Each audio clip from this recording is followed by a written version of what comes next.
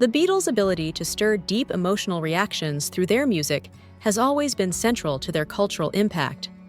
However, one of the most explosive controversies in the band's history, largely triggered by John Lennon, nearly jeopardized their standing, particularly with their American audience. Despite the backlash, not even the harshest critics in the US could stop the overwhelming wave of Beatlemania that swept across the globe during the 1960s.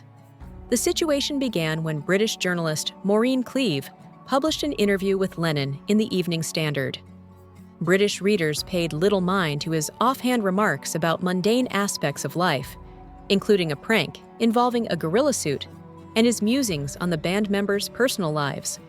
But one comment stood out: his criticism of religion and a pointed comparison between the Beatles and Jesus Christ. At the time, Lennon and the band were exploring Eastern philosophies, and his statements reflected a growing cynicism toward organized religion.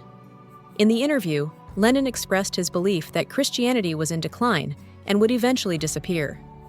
He confidently stated that he was certain of this outcome and claimed that the Beatles had become more popular than Jesus. He questioned whether rock and roll or Christianity would fade first, and remarked that while he had no issue with Jesus himself, he found the disciples unimpressive and believed that their misinterpretation of his teachings had ruined religion for him. The article was published on March 4, 1966. Nearly 5 months later, on July 29, 1966, the American teen magazine Datebook republished Lennon's statements. Taken out of context and placed under the provocative headline, "The 10 Adults You Dig Hate the Most," the remark struck a nerve with American readers. The response was swift and severe, particularly among Christian audiences. Almost overnight, the band's immense popularity in the United States began to fracture. While the Beatles were no strangers to passionate fandom, the outrage sparked by Lennon's comments marked one of the most volatile periods of their career. The backlash went far beyond early skepticism from older generations. This time, the reaction felt dangerous. Enraged fans sent death threats to the band and their families.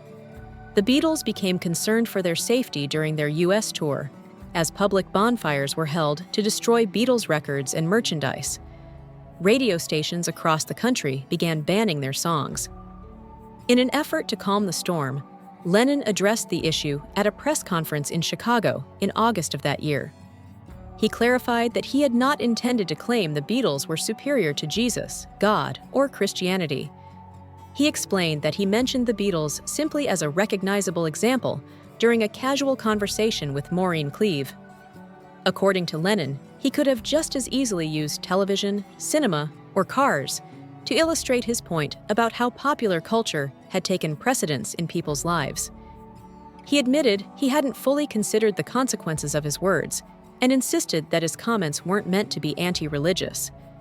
He apologized for the controversy, acknowledging the damage it had caused, though he emphasized that offending others had never been his intention.